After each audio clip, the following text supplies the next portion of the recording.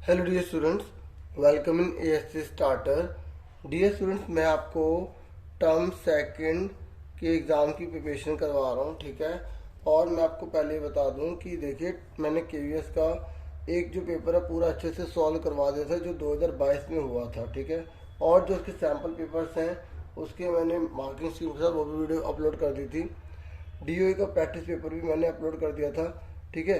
CBSE का पूरा pattern होता है तो ठीक है, सबका पैटर्न सेम है पूरी इंडिया में, जो है ना। जो भी एनसीईआरटी सीबीएसई को फॉलो करते हैं उनका सेम ही रहता है, ठीक है। तो मैंने पेपर किस तरीके से आएगा ये आपको पहले ही बता दिया है, ठीक है। वीडियो में आपको प्रैक्टिस पेपर केवीएस वगैरह के मैंने दे दिए थे। चैप्टर 11, चैप्टर 15 और चैप्टर 10 की हाफ वीडियो, चैप्टर नंबर 2 इनकी वीडियोस मैंने ऑलरेडी बनाई थी। और भी मैंने बहुत सारी वीडियो बना दी है इंपॉर्टेंट क्वेश्चन की।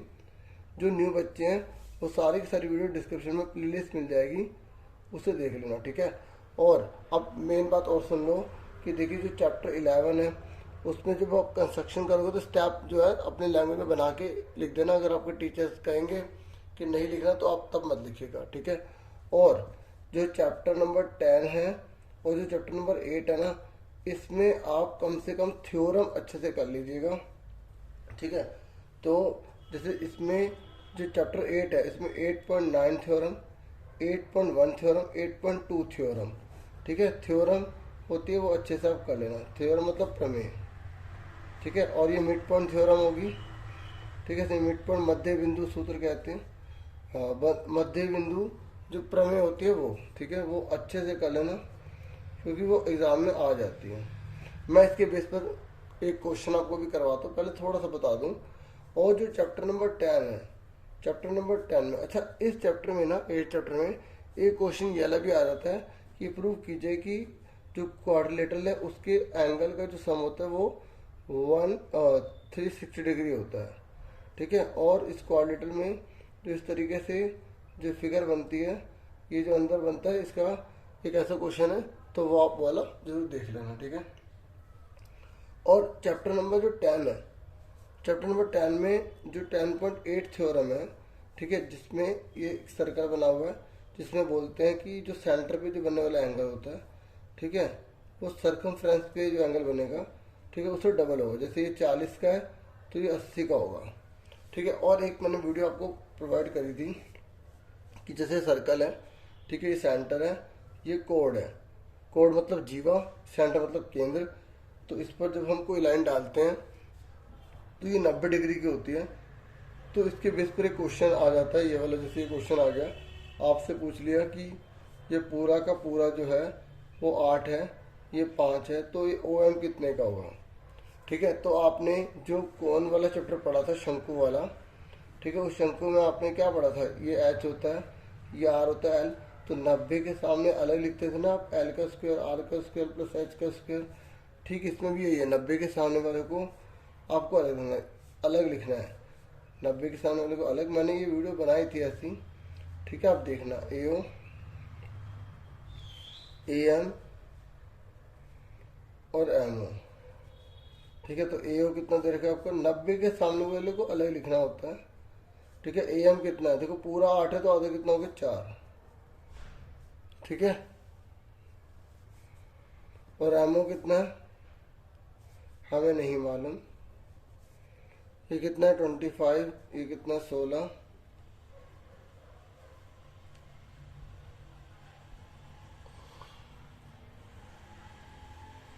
ठीक है। 25 में से 16 जाएंगे, कितने बचेंगे, 9, और 9 का रूट हो जाएगा, इसके हो जाएगा रूट बन जाएगा। तो एम ओ कितना आ गया हमारा, 3 आ गया। तो इस तरीके से हमारा 3 आ गया। ये ऐसे क्वेश्चन मैंने आपको बताए थे। थोड़ा सा इसमें अगर कभी कॉम्प्लिकेशन करना चाहे तो यहाँ पर ऐसे कर देगा, ये लाइन डाल देगा, ठीक है, ये दे देगा। तो आपको पता नहीं चाहिए, अगर 5 तो ये भी 5 होता है, ठीक है, ठीक है। ये अगर 5 है तो ये 5, क्योंकि रेडियस है ना ये, ठीक है। तो ये 5 आप पता लगा लो। अगर वो बोलेगा कि ये पूरा का पूरा जो है वो 6 है, तो आधा 3 हो गई, ये 5 है, 3 है, तो पाती उस फर्म से ये निकालोगे 4, और पूछ लेगा पूरे की लंबाई बताओ, तो 7 आ गई। ऐसा कुछ भी क्वेश्चन आ सकता है, ठीक है। तो ये थ्योरम वगैरह अच्छे से देख लेना, कंस्ट्रक्शन अच्छे से कर लेना। मैंने वीडियो एक एक चीज़ डिटेल में बना रखी है, ठीक है। सुन रहे मेरी बात। अब हम कुछ क्वेश्चन इम्पोर्टेड कर रहे हैं, ठीक है। जैसे मैंने आपको थोड़ा सा बताया, ये कोन का आपको बता दें कि एल होता है, ये एच होता है, ये आर होता है। तो इन तीनों में से कुछ भी निकालने को आ सकता है। मान लेते हैं एल आपको 25 दे रखा है, ठीक है, आर आपको दे रखा है 7। तो क्या आप एच पता लगा लेंगे एच कितने का होगा? देखो बच्चे क्या सोचते हैं, जो निकालना है उसको सामने लिख देते हैं, ऐसे मत क्या करो। फॉर्मूला यही रहेगा, एल कितना दे रखा है 25 का स्क्वायर, आर कितना दे रखा है 7 का स्क्वायर, और एच कितना है हमें पता नहीं है, ठीक है। तो 25 की 25 में करी 625, 7 की 7 में करी 49, प्लस का 49 माइनस का हो जाएगा, तो कितने बचेंगे 576, स्क्वायर जाके रूट बन जाएगा, और 24 इसका रूट होता है, ठीक है। इस तरीके से ये आ गया। अब आगे सुनो, देखो एग्ज़ाम में जैसे आपसे क्वेश्चन ये पूछ लिया कि ये आपका जो चैप्टर 8 है ना, मिड पॉइंट थ्योरम से, ठीक है, मिड पॉइंट थ्योरम आपने पढ़ी होगी। एग्जाम में आ गया, ये आपको 10 दे रखा है और ये x+4 है, तो x की वैल्यू निकाल ले, क्या आप निकाल लेंगे? ठीक है, उसने बोला मिड पॉइंट थ्योरम से ये इसके पैरेलल है, ठीक है, और आप ये मिड पॉइंट है, ठीक है। तो अगर ऐसा है तो ये वाला जो है इसका डबल होगा, अगर ये 10 का है तो 5 होगा, ठीक है, ये 50 का तो 25 होगा ये, ठीक है। तो कैसे करोगे? अब आप इन दोनों को लिख लो, x+4 या 10। अगर इस दोनों को बराबर करना है तो किस में 2 की मल्टीप्लाई करूँगा, छोटे वाले में बड़े वाले में? अगर मुझे बराबर करना है तो मैं छोटे वाले में तो मल्टीप्लाई करूँगा। देखो अगर इधर 5 है, इधर 10 है, तो मुझे इन दोनों को इक्वल करना है, तो मैं किस में मल्टीप्लाई करूँगा? मैं मल्टीप्लाई करूँगा छोटे वाले में। तो ये छोटा वाला, ये मैं सोचो 2 जने तो बड़ा हो गया, अभी 2 मल्टीप्लाई वाले दे जाकर डिवाइड हो जाएगा, मतलब हम ऐसा भी कह सकते हैं कि बड़े वाले को 2 से डिवाइड कर दें, ठीक है। 5 आ गया, प्लस का 4 देके क्या हो गया, माइनस का हो गया, तो x=1 आ गया, ठीक है। समझ में आ गया, क्लियर हो गया। अब देखो, जैसे देखो मैं बीच बीच में से जो मेरे माइंड में भी आता रहेगा, ठीक है, मैं वो क्वेश्चन आपको ऐसे ही पूछता रहूँगा, ठीक है, क्योंकि मैं एक तरह से रिवाइज करवा रहा हूँ। तैयारी तो आपने कर ली होगी। देखो ये यूनिट टेस्ट जो है, एक बच्चे के इसमें 2 मार्क्स आए, इसमें 5, इसमें 2, इसमें 0, इसमें 3 आया है, ठीक है। तो आपको ये जानना है, आपसे पूछा गया है कि प्रोबेबिलिटी बताइए कि बच्चे के जो मार्क्स है ना, जिस यूनिट टेस्ट को उठाओगे वो 2 से ज़्यादा होंगे, मोर देन 2 होंगे, मोर देन 2। तो 2 से ज़्यादा किस में आया है, इसमें है और इसमें है, तो 2 बटे में टोटल 5, ठीक है। जिसकी बात कर रहा है उसको देखना, यूनिट टेस्ट की बात कर रहा है कि यूनिट टेस्ट कितने हैं, 1 2 3 4 5, ठीक है। तो 2 बटे 5 आ जाएगा। अगर वो बोलेंगे या बोलेगा क्वेश्चन में, ऐसा कुछ भी आ सकता है, ठीक है। अगर आपसे पूछा कि 0 आएगा, तो 0 कितनी बार है, एक बार, 1/5, ठीक है। समझ में आ रही है। अगर देखो, अगर आपसे पूछ ले तो ये क्वेश्चन हो गया। आगे ये कह रहा है कि अगर किसी के होने के चांस 0.07 है तो ना होने के कितने होंगे, तो 1 में से माइनस कर देंगे, ठीक है। हमेशा होना या ना होना कुछ भी निकालना हो तो 1 में से हमेशा माइनस कर देंगे, तो यहाँ पर आपका आ जाएगा 0.93, ठीक है। 1 में से घटा देंगे, कैसे घटाते हैं, पॉइंट के नीचे पॉइंट लगा दिया, 0.07 लिख दिया इधर। अच्छा, एक ही बार है तो एक बार लिख दिया, या 0 आ जाएगा, तो 10 में से 7 गए 3, 9, ये आ गया 0.9। समझ में आ गया आपको अच्छे से, ठीक है। तो बहुत ही सिंपल है, ज़्यादा इसमें कुछ होता नहीं है मुश्किल, ठीक है। थोड़ी सी आप प्रैक्टिस अच्छे से कर लें, ठीक है। और करवाता हूँ मैं आपको। देखो ये क्वेश्चन है, x²-1। जिन्होंने पुरानी वीडियो देखी होगी, मैंने क्वेश्चन ये करवाया था ऐसा। आपको इसमें पता लगाना है कि कोफिशिएंट ऑफ x² क्या होगा, जो x² है ना उसका कोफिशिएंट क्या होगा, ठीक है। तो सबसे पहले हम इसकी मल्टीप्लाई करेंगे, इसको इससे मल्टीप्लाई, इसको इससे मल्टीप्लाई, ठीक है। हिंदी में x² का गुणांक क्या होगा, तो एक्स स्क्वायर लिखा है, ये पूरा उतार दिया, -1 लिखा है, पूरा उतार दिया। ठीक है, इसकी से मल्टीप्लाई करी, एक्स की 3 इसमें मल्टीप्लाई करी, 2x² इसमें मल्टीप्लाई करी, माइनस का एक्स, माइनस माइनस प्लस। ठीक है, तो एक्स की क्यूब और 2, इसकी जैसा कोई नहीं है, सेम उतर जाएगा, इसकी जैसा भी कोई नहीं है, मतलब पूरा सेम ही उतर गया। तो अब आप देखो एक्स स्क्वायर का गुणनखंड कौन है, मतलब कौन है गुणांक, तो ये रहा, तो माइनस का 2 आंसर होगा। ठीक है, आप लिख देंगे coefficient of x square equal to -2, Hindi में एक्स स्क्वायर का गुणांक क्या है, -2 है। ठीक है, समझ में आ गई? ठीक है, क्लियर हो गया आपको अच्छे से? देखो एक सपोर्ट मटेरियल में एक क्वेश्चन ये वाला ले लेता हूँ। ठीक है, ये लिखा 1/16 p square minus q equal to 1/4 p 11। देखो ऐसा नहीं क्वेश्चन टफ आएंगे, क्वेश्चन इजी भी आएंगे। ठीक है, बस थोड़ा सा अगर कभी हो सकता कुछ घुमाने वाले उससे ध्यान समझ के करना। देखो स्क्वायर लगा हुआ है, ठीक है, और यहाँ पर स्क्वायर लगा हुआ है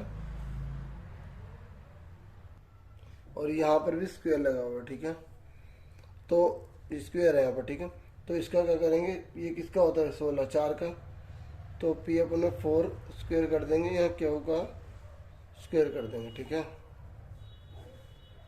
अपन 4p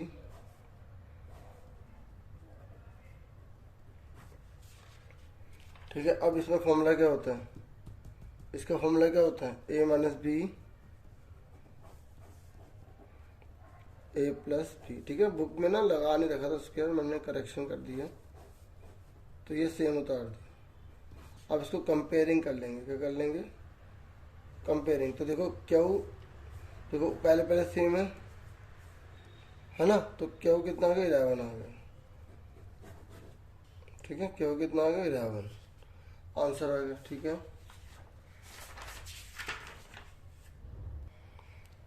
देखिए क्वेश्चन ये वाला ले रहा हूँ, इम्पोर्टेंट है ये भी।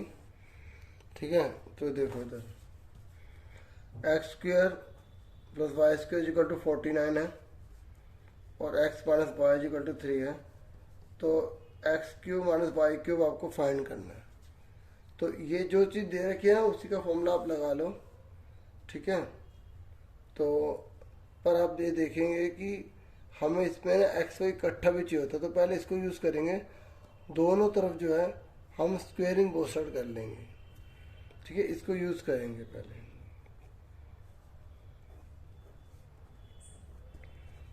ठीक है, स्क्वेयरिंग बोथ साइड कर देंगे।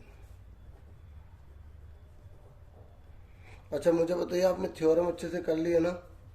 मैंने प्रैक्टिस पेपर और जो केवीएस के पेपर थे उसी में मैंने करवा दी थी, इसलिए मैंने अलग से नहीं बताई है। ठीक है, तो ये a का स्क्वायर, ये b स्क्वायर माइनस 2ab हो गया और ये 9 का स्क्वायर हो गया। फॉर्मूला आता है ना आपको। अब देखो इस पूरे की वैल्यू कितनी लिखे, 49, तो यहाँ 49 लिख देंगे। ठीक है, ये 9 इधर ले जाओ, ये इधर ले जाओ, प्लस का 9 माइनस का होगा, माइनस का 2 जाके एक्स वाई प्लस का होगा। ये 40 बचे, ये 2 मल्टीप्लाई वाला डिवाइड हो गया, तो ये 20 आ गया। अब हम इसका फॉर्मूला लगाएंगे, x cube minus y cube. Formula क्या होता है, x minus y x square plus y square plus x y. तो एक्स माइनस वाई कितना रखा, 3, या 3 पुट कर दिया। X square plus y square कितना है, 49, और एक्स वाई कितना निकाला, 20। ठीक है, तो इन दोनों को हम मल्टीप्लाई कर देंगे, 3 9 27, 2 कैरी, 3 6 18 और 207 आंसर आ गया। ठीक है, समझ में आ गया आपको? अब हम ना चैप्टर नंबर 8 के कुछ क्वेश्चन देख लेते हैं। ठीक है, देखो आप अपने ऊपर भी डिपेंड है ना और क्वेश्चन करना, बाकी मैं अपने तरफ से थोड़ा बहुत कोशिश कर रहा हूँ। इसकी थ्योरम मैंने कोई करवाया नहीं है, आप थ्योरम बुक से अच्छे से कर लेना, जरूर थ्योरम अच्छे से कर लेना। ठीक है। देखो अब एक छोटा सा क्वेश्चन लेते हैं। इसने बोला है कि एक क्वाड्रिलेटरल मतलब चतुर्भुज, आपको पता ना चतुर्भुज में चारों कोण होते हैं, चार कोण होते हैं, एक 75 का, एक 90 का है, एक 75 का। तो कह रहा है ये एक्स कितने का होगा। ठीक है, देखो ये 75 75 150 हो गए, 90 जोड़ते 240 हो गए। ठीक है, तो अब आप बताइए कितने का बचा, क्योंकि चारों का टोटल 360 होता है ना, तो 360 में से 240 को घटा देंगे, 120 आ जाएगा। तो ये 120 आ गया। ठीक है, अब आपसे मैं बोल रहा हूँ कि ये एक पैरेललोग्राम है। क्या है? पैरेललोग्राम है। ठीक है, तो ये क्वेश्चन आप देख लो, मैं आपको दिखाता हूँ।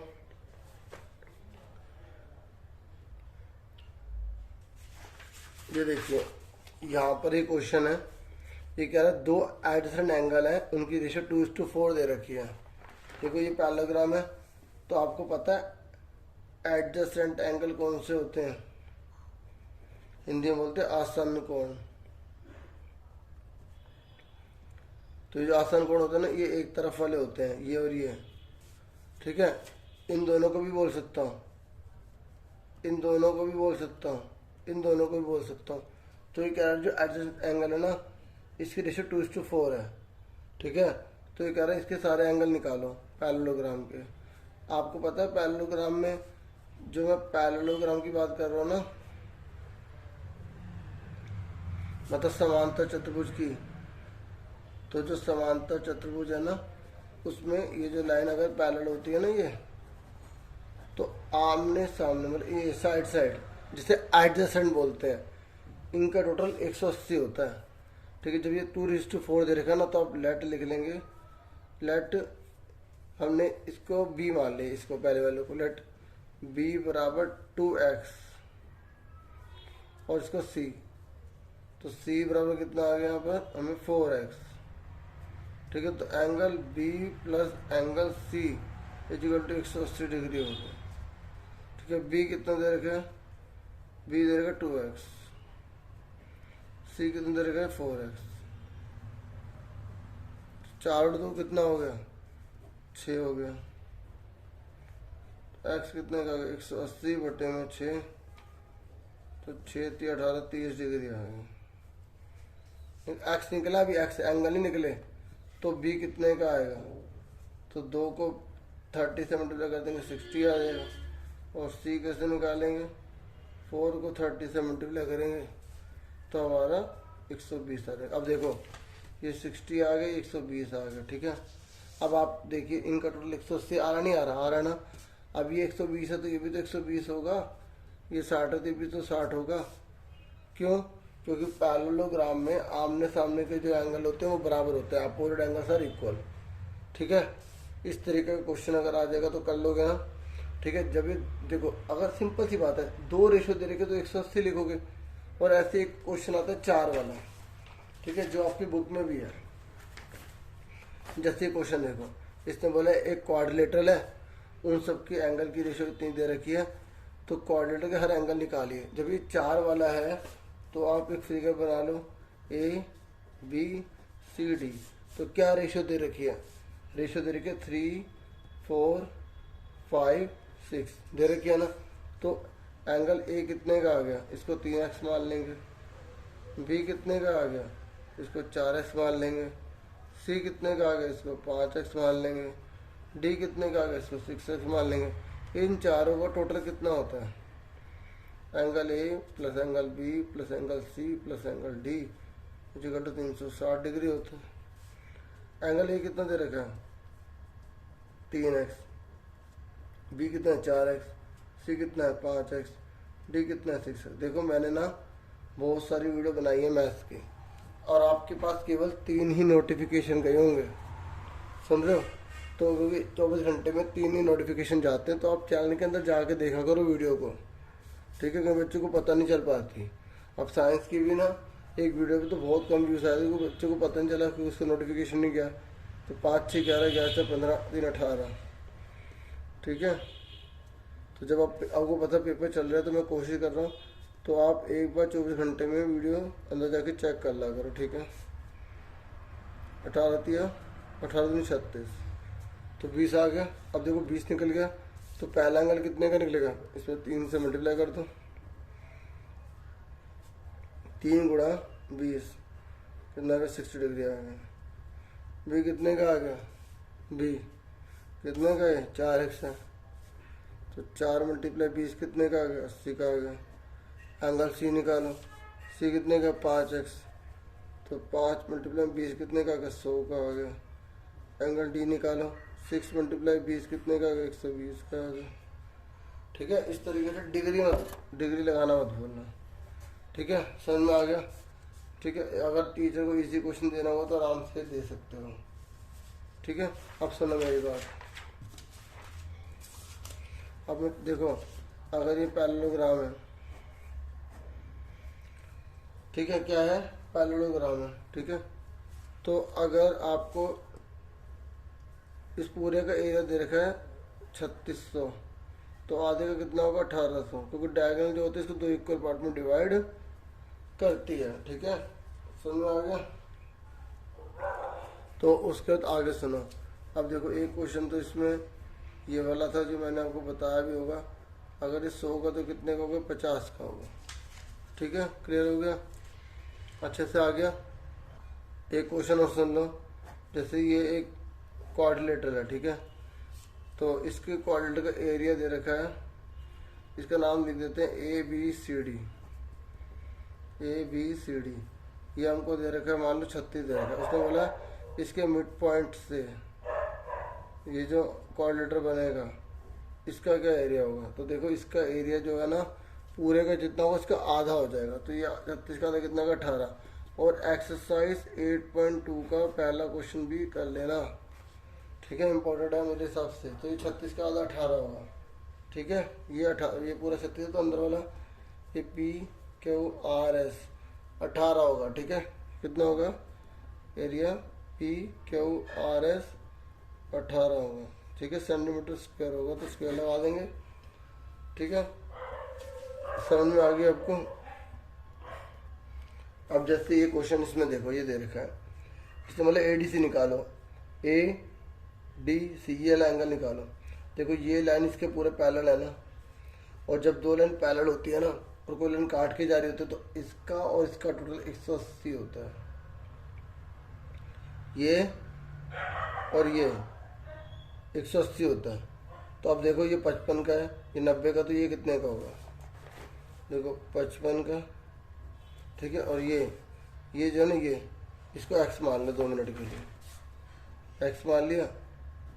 ठीक है, प्लस 90 इक्वल टू 180 डिग्री। ठीक है, क्योंकि इसका टोटल 180 डिग्री होगा।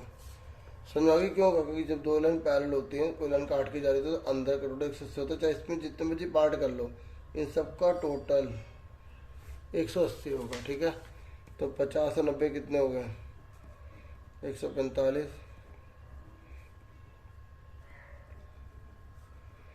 145 माइनस कर दो तो 35 आ गया।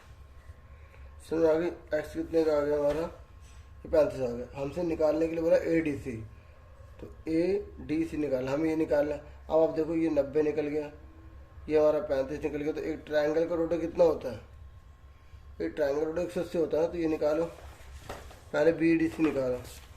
तो एंगल BDC कितना आ गया, 180 में से माइनस कर देंगे 35 और 90। ठीक है, क्यों, क्योंकि इन तीनों को टोटल 180 है, तो 180 में से ये दोनों घटा दें तो ये निकल जाएगा ना BDC। समझ में आई। तो 180 पहले दोनों को जोड़ लो, 125, तो कितना आ गया, 45 का आ गया। अब देखो, खुद सोचो, ये हमारा 45 का निकल गया। कितने का निकल गया, 45 का। तो ये 45 के 60 का, तो हमें तो पूरा पूछा ना ADC। ठीक है, तो ADC कितने का आ गया, ADC कितने का आ गया, हमने ये हमारा कितना निकला, 45। ठीक है, तो 45 और 60 ऐड कर दो, 105 आ गया। ठीक है, समझ में आ गई। ठीक है, और इस तरीके का क्वेश्चन तो मैंने करा दिया, इसके टोटल 360 डिग्री के बराबर होगा। ठीक है, समझ में आ गई। बाकी एक एक दो देख रहा हूँ। ओके, उसके बाद ये देख लो, एक ये दे रखा है, इसने बोला एक्स और वाई की वैल्यू निकालो। देखो ये जेड बन रहा है ना, और जब जेड बनता है तो ये एंगल इसके बराबर होगा, ये इसके बराबर होगा, तो बस सॉल्व हो गया। 8x बराबर 32 के लिख लेंगे, ठीक है। 8x बराबर 32 के लिख देंगे, तो x कितने का आ गया 32/8, तो 4 आ गया। उसके बाद दूसरा क्या है 7y बराबर 8 के लिख देंगे और 28 के लिख देंगे, तो y कितना आ गया 28/7, 7 चौक 28, 4 आ गया, ठीक है। ये ऐसा क्यों हुआ? Alternate interior angle, alternate interior angle, अंतः एकांतर कोण, क्या बोलते हैं? अंतः एकांतर कोण।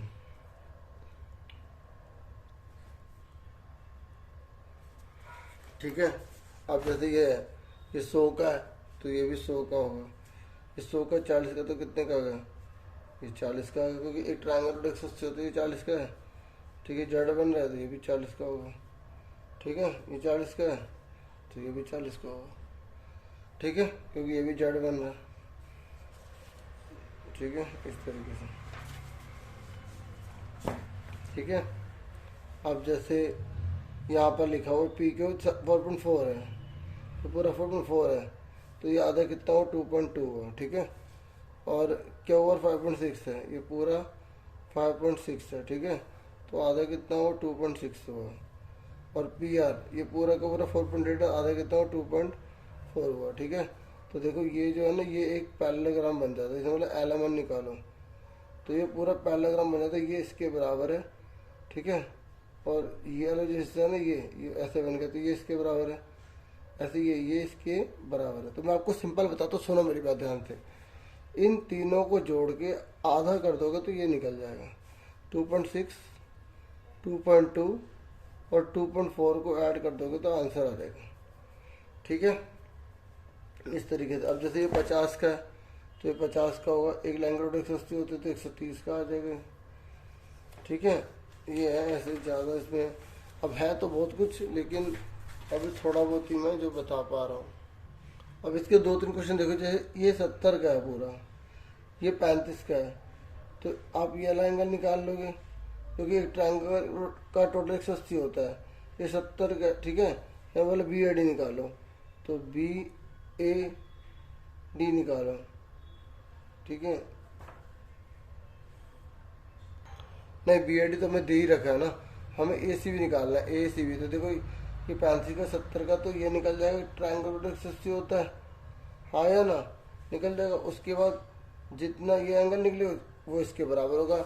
मैंने आपको अभी ऑलरेडी बता दिया था कि एक सर्कल होता है, सर्कल में सेगमेंट होता है, ठीक है। तो ये जितने भी ये जो एंगल होते हैं ये सब बराबर होते हैं, ठीक है। अब जैसे मैं आपसे क्वेश्चन पूछूँ, ये है, ठीक है, ये दे रखा है, ये 70 का है, ये एक्स का, तो कितने का होगा? इन दोनों का टोटल 180 होता है, ठीक है। तो एक्स कितने का? 180 माइनस 70 आ जाएगा, ठीक है, समझ में आ गई। और ऐसे ही देखो, ये 100 का तो 50 का होगा, क्योंकि सेंटर पे बनने वाला एंगल बड़ा होता है और ये छोटा होता है। बाकी मैंने ऐसे क्वेश्चन कुछ करवा दिए आपको, ठीक है। बाकी एक आधा 13 चैप्टर का देख लेते हैं। जैसे एक क्वेश्चन यहाँ बोला गया कि हाइट कोन की जो है ना, तो हाइट कितनी होगी, हाइट, ये देखो हाइट ऑफ कोन कितनी होगी, डायमीटर इतना देगा, स्लैंट हाइट इतनी दे रखी है, ठीक है। तो आप देखेंगे तो डायमीटर का आधा कितना होता है, रेडियस, यानी कि 5 आ गई। और आपको स्लैंट हाइट कितनी दे रखी है इसने, 13, तो एल कितना 13 है, तो इसने बोला एच निकालो। तो एल का फॉर्मूला क्या होता है, आर का स्क्वायर प्लस एच का स्क्वायर, फॉर्मूला तो वही रहेगा ना। अब इस बार एल हमें दे रखा है, आर कितना है 5 का स्क्वायर, एच कितना पता नहीं, तो 13 की 13 में करेंगे 169, 25, तो 169 प्लस का 25 माइनस का हो जाएगा, तो 144 का रूट कितना आ जाएगा, आपका आ जाएगा 12, ठीक है। ठीक है, एक क्वेश्चन और देख लो आप। ये कह रहा है रेडियस किसी की 2r दे रखे, तो वॉल्यूम कितना होगा, और वो किसी को ना स्पेयर है। तो देखो हमें रेडियस ऑफ स्पेयर यानी कि गोले की त्रिज्या कितनी दे रखी है, हमें 2r दे रखी है, और हमसे जो पूछा है ना, ऐसे क्वेश्चन में कुछ भी दे सकता है। हमें वही याद है, वॉल्यूम का फॉर्मूला लगाना है। तो देखो आपको सारे फॉर्मूले याद होने चाहिए, ठीक है। गोले का आयतन निकालना है, बताओ कितना निकलेगा। वॉल्यूम ऑफ स्फीयर, पहले फॉर्मूला लिख दो 4/3, यहाँ 1 डाल दो, 4/3 पाई आर क्यूब, ठीक है। अब इस 1 की R1 की वैल्यू कितनी है 2R, तो पाई को मत खोलना, 2R की और 3, इसको 3 बार लिख लो,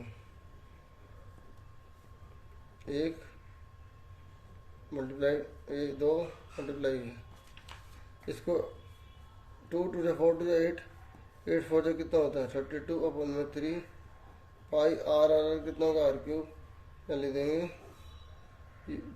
क्यूबिक यूनिट, बस खत्म, ठीक है। इस तरीके से ना घुमाने वाला जैसे तो वैल्यू नहीं देगा और वहाँ बोलेगा यही पुट करो, मतलब ऐसी चीज़ दे देगा, तो आपको कंफ्यूज नहीं होना, ठीक है। और हो सके तो ये ना ऐसा क्वेश्चन देख लेना, अगर रेडियस इतनी बड़ी है तो वॉल्यूम कितना बढ़ेगा, और 2 क्यूब है इनका वॉल्यूम इतना दे रखा है, क्या रेशियो निकालो सरफेस एरिया के, तो ये मैं करवा देता हूँ। देखो 2 ना हमें घन दे रखे हैं, एक बड़ा दे रखा है एक छोटा दे रखा है, तो कह रहे हैं इन दोनों के आयतनों का अनुपात जो है वो 1:27 है, ठीक है। तो कह रहा है कि सरफेस एरिया निकालो, जो चीज़ हमें दी होती है उसी का फॉर्मूला लगाते हैं, ठीक है। तो ratio of their volume, Hindi में आप लिख लेना दोनों के आयतनों का अनुपात, तो क्या ये पहला वाला हो गया, ये सेकंड हो गया, तो volume of first, volume of second, तो वॉल्यूम का फॉर्मूला क्या होता है, इसका क्या होता है ए क्यूब, इसका क्या होता है बड़ा डाल दिया ए क्यूब, ठीक है। और इसकी रेशियो कितनी दे रखी है, इस पूरे की रेशियो कितनी दे रखी है, ये 1:27, ठीक है। तो क्यूब जाके क्यूब रूट बन जाएगा, 3 लगा देंगे तो 27 में से एक बार आएगा 3 आएगा, वो 3 में से एक बार निकाला, 3 3 9 3 27, ठीक है। अब इसने बोला है दोनों के सरफेस एरिया की रेशियो निकालो, ठीक है।